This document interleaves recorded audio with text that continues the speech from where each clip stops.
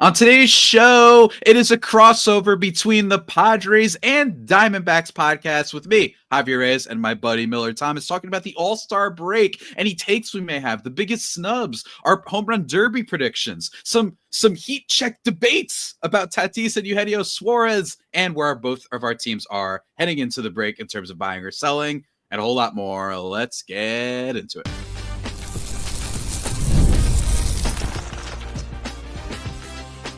You are Locked On Padres, your daily San Diego Padres podcast. Part of the Locked On Podcast Network, your team every day.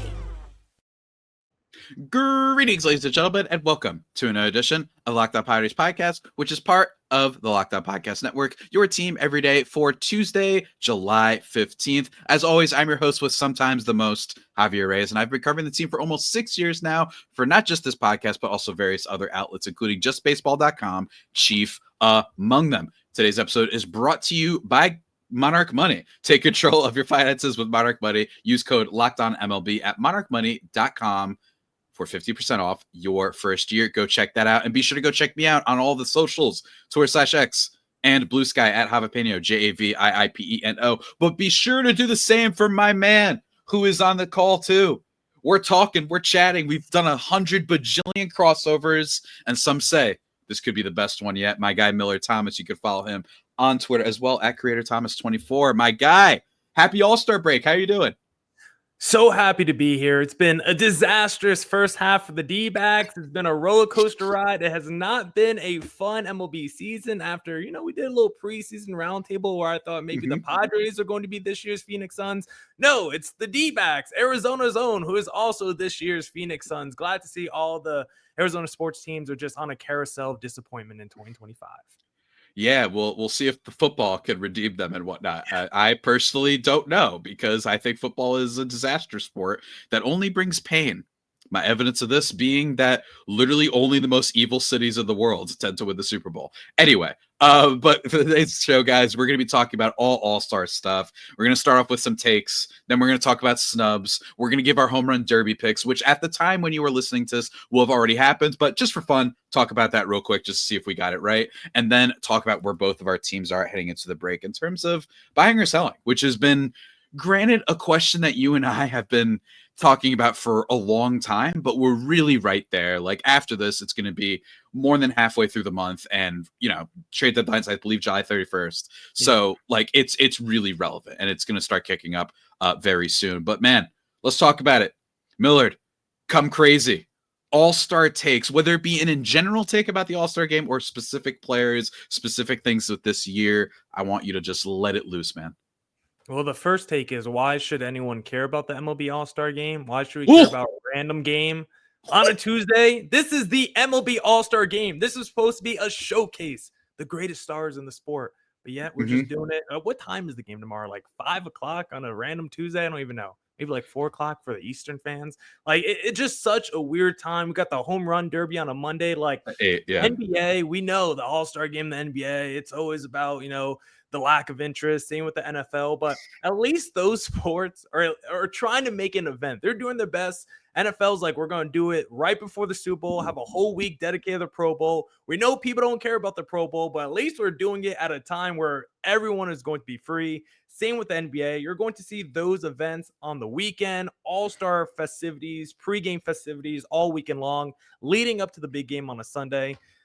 No one's going to care about the All-Star Game event in terms of the outcome or whatever, but if you're at least trying to draw interest, you have to put it in the best position possible for viewers and an audience to watch. And just doing it at the start of a work week just makes absolutely no sense. I know people are probably not going to watch either way, but you just have a greater chance of growing your audience and growing the market for Major League Baseball if you put it over the weekend. I just don't understand why we're doing a home run derby on a Monday and then the greatest showcase of talent in Major League Baseball on a random Tuesday in the middle of the summer.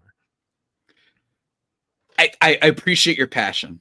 Thank you. And I think that you make a lot of good points. Like the Monday and Tuesday thing, for some reason, I didn't even think about that just because I cover the team so much, both you and I, that we're just used to doing this 24/7 no matter what.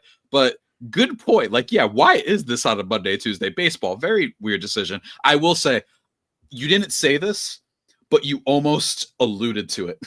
Okay. The idea that the NBA All-Star Game is doing anything better than the MLB. I don't want to hear it. I prefer when my guys that are making $60 billion a year can give 15% effort for 10 minutes, which the NBA players are incapable of. So I don't want to do that. But I get what you're saying, man. And I think that with the All-Star Game, it's an exhibition. Look, I had my take. Go everybody for my everydayers. Go check out me and Jake Ariani on Friday's episode that we both are weirdly, we kind of missed the home field advantage of reward for the winner. I just thought that it was kind of cool. Yeah. You agree too? Okay. It's not that crazy of a take. I liked it. And I also am okay with people who are like, I'm fine with just an exhibition. But I think it was just so unique. I think in general with the All-Star Game, though, like one of the things that will always happen forever, apparently, is this just dumb rule. I can't do it. I've done this on so many podcasts already. My apologies for saying it again, but I don't know why we're bailing out bad teams. I don't know why we're bailing out, more importantly, teams that don't try. I don't care if every team gets a representative or not. I know that's easy for like me to say with 5 All-Stars, making MLB history as the first team with 3 relievers ever to make the All-Star Game. Oh, but in general, I'm like, why does there have to be a Rockies All-Star? Why is it that the Brewers get to take away from someone more deserving because they just needed someone in? No. How about we blame the Brewers for being a team that's had a division on lock for going on 7-8 years now and refusing to spend and actually try to win anything? I don't understand why other deserving players have to pay for being on teams that care, right? In the case of Christopher Sanchez of the Phillies, right? I think it's super dumb. My only other take, I think in general, will be that I talked about this with Jake as well. The uniform thing. How do you feel about it? Because I mean, they're obviously they want to make money, have a new jersey every year. I kind of feel like, what if we just do one or the other?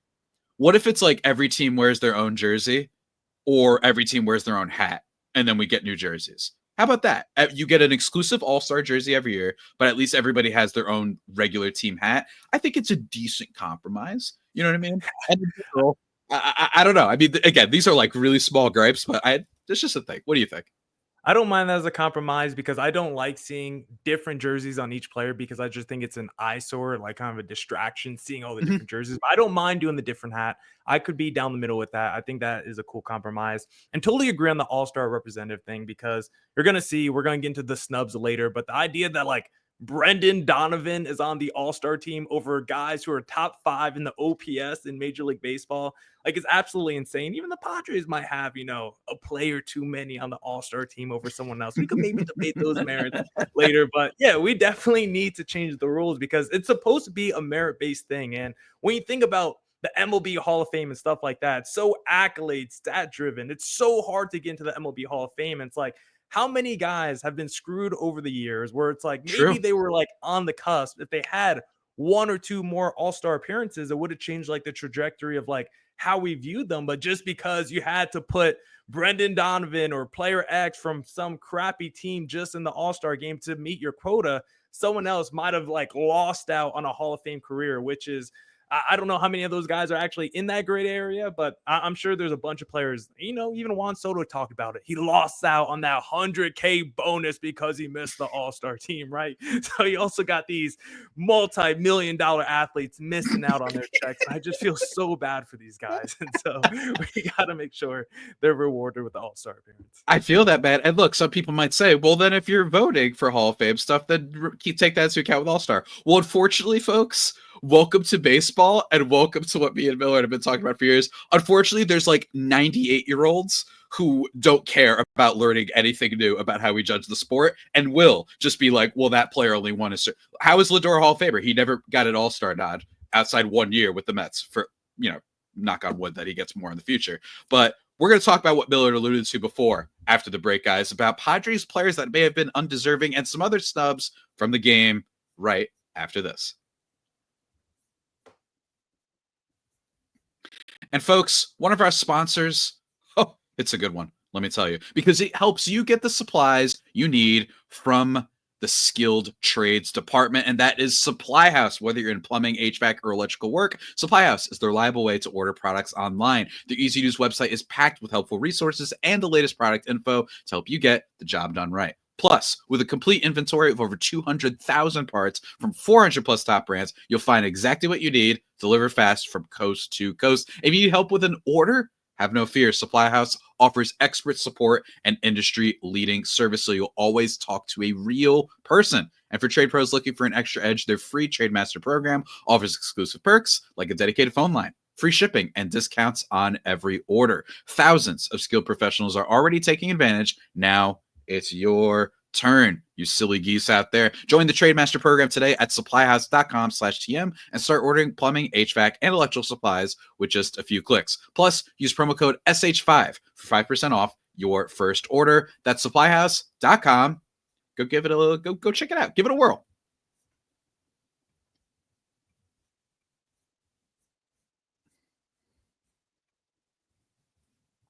And just like that, everybody, we are thriving and vibing here into the second segment of the Locked On Padres and Locked On Diamondbacks podcast.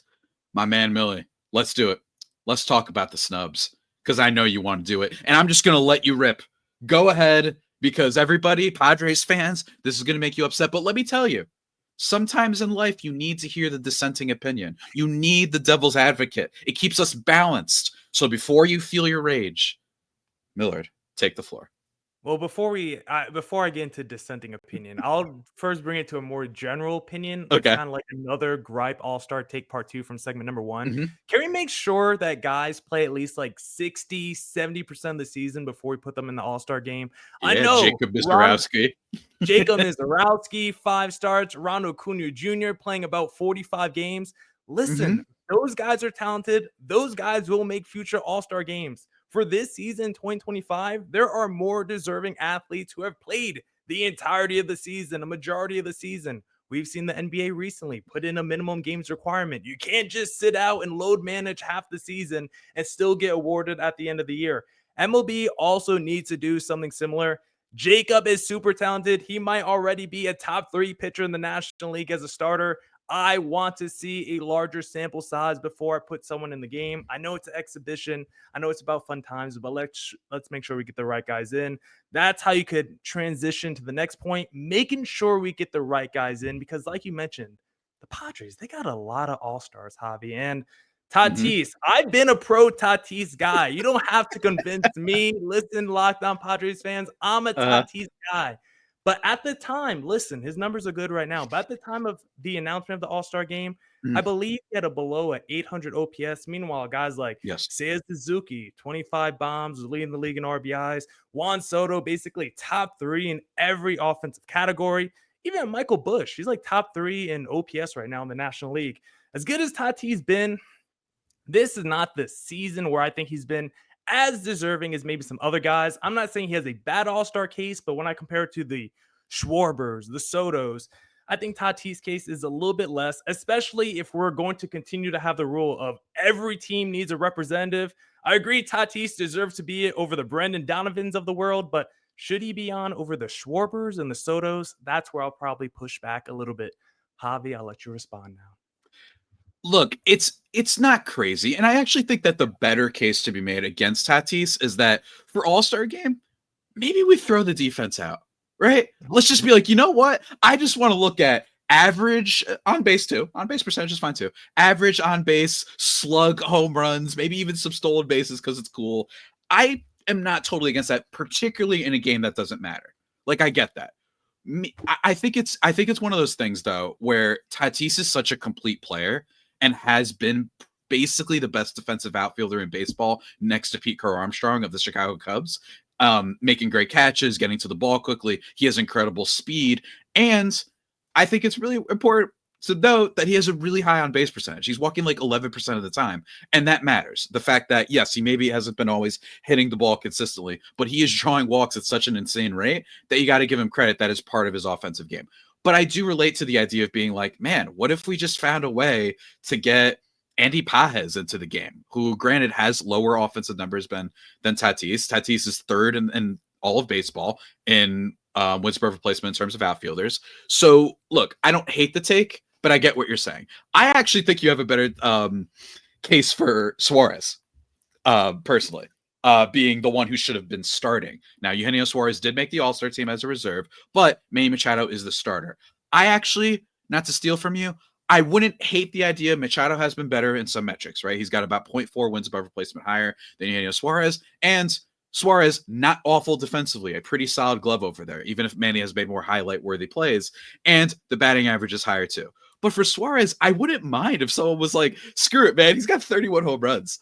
You know what I mean? Like, I actually think that would be your greater case. But in general, I think with All-Star Snubs, with rare exception with the Mizraski and Christopher Sanchez thing, there's a lot of good players. Someone's not going to make it. You know what I mean? But I think that, man, it's a spicy take, but I don't hate it as much as some people might want me to hate it. Yeah, and if you're saying let's throw defense away, just like what you just mentioned, Suarez versus Manny Machado, honestly, it's the defense that's probably when you're looking at WAR, because Suarez historically has been a solid glove, but this year he's already like double digit in terms of errors, and we know Manny Machado's like a wizard there every single season. But home runs, RBIs, OPS, we still love that. But the biggest thing for Suarez, why I don't want to step on your next segment potentially for segment number 2 about the home run derby, but if I also have another gripe when we're talking about snubs, not the All-Star game, but the All-Star festivities. If you have a guy who's top 2 in the National League in home runs, and he said over the last few weeks, if he gets invited, he will participate. Suarez is on the record saying he has been interested in participating in the home run derby. Meanwhile, there has been no conversations between Major League Baseball and Eugenio in putting him in the game. I don't understand why we have, as much as I love him, Judge Chisholm is one of the most fun players in Major League Baseball. He is not a power hitter like Eugenio Suarez. That's my only point. I love that's fair. He should be that's in the fair. All-Star game, the He's real so game, because I want to see him play. Even if he was not having a good season, I want him in the All-Star game. Yeah, he's a fun guy. But if we're talking about let's get the best power hitters in the sport in the game, I would think a guy who has a 4 home run game this year, a guy who leads the league in grand slams, a guy who says he wants to be in the home run derby, leads the league in RBIs. I just think it would be a good idea to put him in the game. I don't know. Call me crazy. I don't think that's that crazy. I think part of it was just popularity, being a Yankee and all that stuff. But it is true that like certain other stadiums he might have like less home runs. I haven't looked exactly. So he's got 16 in Yankee Stadium this year. It's about actually average in terms of where he'd have everywhere else. So he hasn't been getting super like lucky by where he's playing Yankee Stadium. I think Jazz is one of those guys where he's a great power hitter, but not derby. I think you see this with the NBA sometimes, where some guys are great 3-point shooters, but they're not. The contest is different. And I think that Jazz might get smoked in the home run derby, which we're going to talk about after the break, guys, and then talk about some of our predictions / things and buy or sell. Where are the Padres and D-backs going to be right after this? But first, a word from our sponsors. And that sponsor, folks, is the one that you heard at the top of this podcast, and that is our friends over at The Money That Is Monarchical. I made up that word, but if you ever wish managing your money felt easier with Monarch Money, it can. Whether you're growing your savings or planning a big purchase, Monarch puts you in the driver's seat. It's like having your own personal CFO, giving you full visibility and control over your finances. And it's more than just budgeting. It's a complete financial command center. You can check all your accounts, investments, and spending in one place. So in addition to managing money, you're also building wealth. You could find all these different surprising insights, like me when I was like, wow, yeah, probably should watch the takeout and the subscriptions, or just having an all-in-one app. Or if you share finances with someone, you could put them all in one place, a partner, whatever it is. That is really helpful. They could set goals for you, all these different insights that really make it, again, just the ultimate financing app. Take control of those finances with Monarch Money, guys. Use code LOCKEDONMLB at monarchmoney.com for 50% off your first year. That's monarchmoney.com, code LOCKEDONMLB for half off your first year. Go check it out.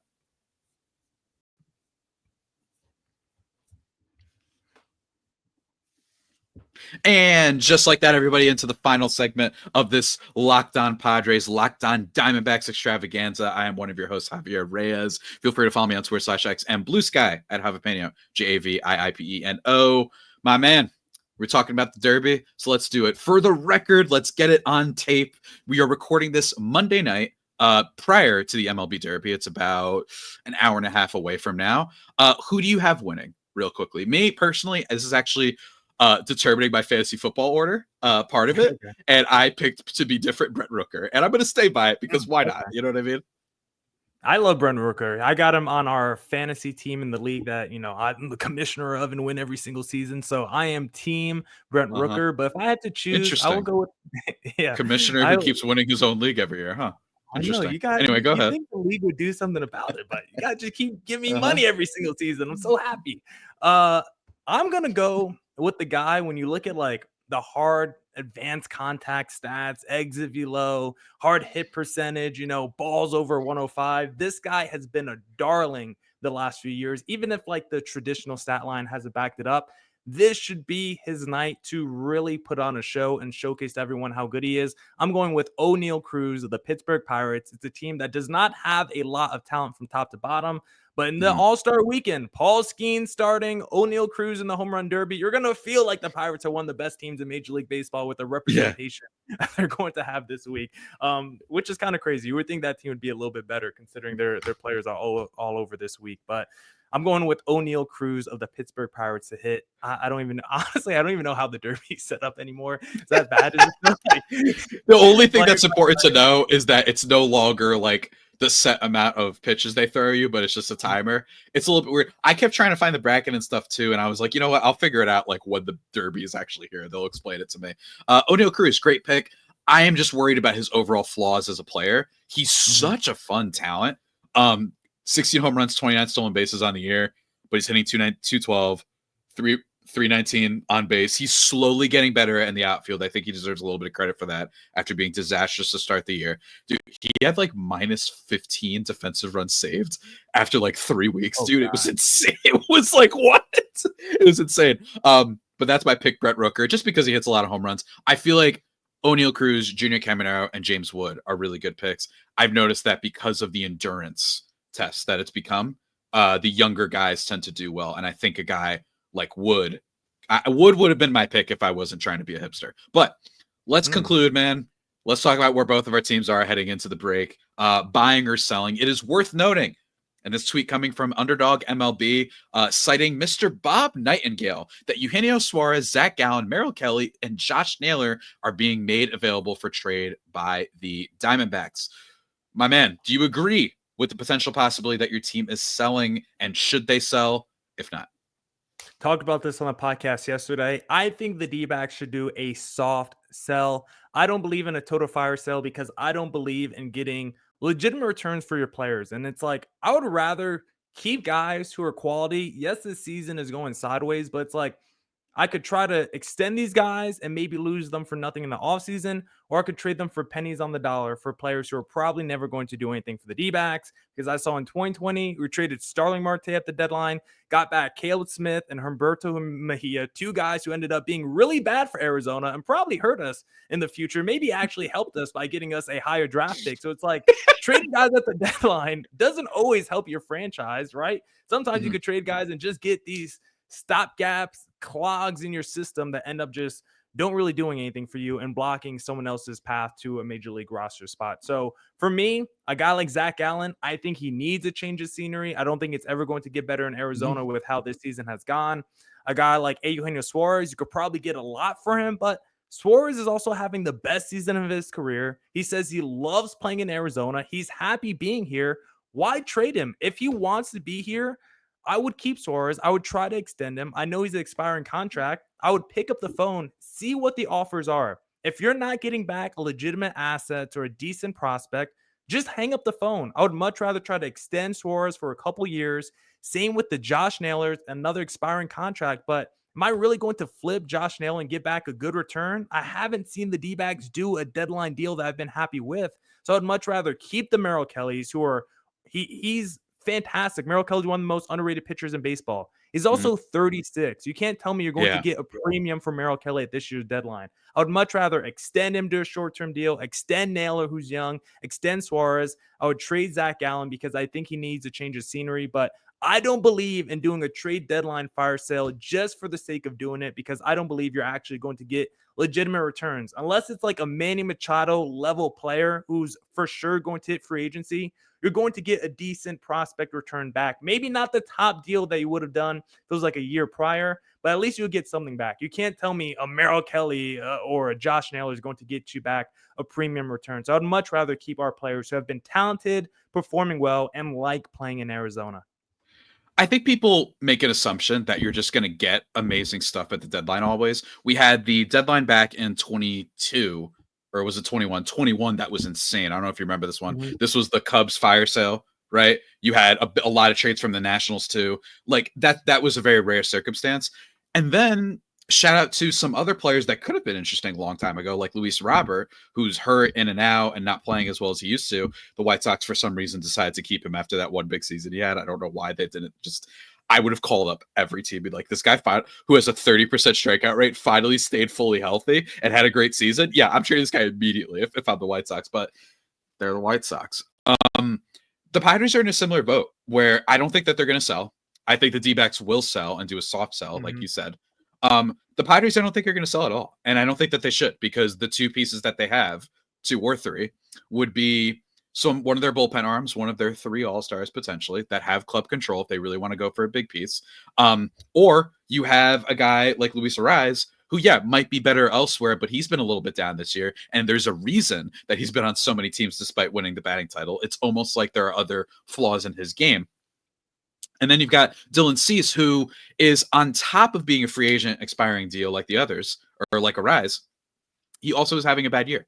And what are you going to get for Cease, who's having a bad year and is a Boris client? So you are not you are going to be able to extend that guy. So my thing is, if I'm the Pods, why not just try? You're in wild card possession. It looks like the D-backs are going to drop out from it. So I genuinely think it is more worth it just to keep Cease to try and make the playoffs than it is to be like, hey, here's our 14th best prospect, maybe, for Dylan Cease. I'd rather just keep the guy. It's a good team. You just got to hope that they get better with hitting with runners in scoring position, which tends to be a little bit fluky sometimes, and go from there. And I do think that the D-backs could get some really interesting stuff for Merrill Kelly. I know he's old, but pitching is weird, man. And when a guy is doing well at this point during the season, sometimes teams don't care. And they're like, we just need an arm. Let's go for it. Josh Naylor, Eugenio Suarez. I'd be a little bit worried about power hitters always with extending them. I always get worried about it. I'm not saying they'll be bad. Just a thing to keep in mind. I think Eugenio Suarez being one of those. Is he going to really be able to hit like 40 home runs going forward every year? I don't know. But let me tell you, the D-backs, one thing about them is that they do try and they do invest in their team. So either direction they go, they have a little bit of a trust level, unlike some other teams that sell at the deadline that were like, well, this is all you ever do. So we'll see how it pans out, man. But appreciate your insight. Any final takes for the All-Star break going forward, whatever, because some may say you may not be on this podcast again for a long time. Yeah, sadly, we don't know. On Locked On D-backs, I did announce yesterday that is my final week with the Locked On Podcast Network. So this is potentially our last crossover. Javi, I know the listeners, I don't know if they're that sad. They might be half happy. I've read the YouTube comments. I don't know how sad they're going to be. But for me and you, I know we're going to be sad, Javi. So until next time, any last takes? I don't think I have any on the All-Star, but I am very curious to see the NL West trade deadline arms race between the San Diego Padres and the San Francisco Giants. It's been an honor serving with you, my friend. Everybody, go check out Millard wherever you want to follow him on Twitter /X at CreatorThomas24, the host of Locked On Diamondbacks. Been a pal of mine for a long time now. He's been hosting since 2020. Follow him. He's a great guy. But folks, until next time. That has been it for the Locked On Padres podcast and the Locked On Diamondbacks podcast. Stay diabolical, my Diamondbacks homies, and stay faithful, my Friar faithful homies. Until next time, take care.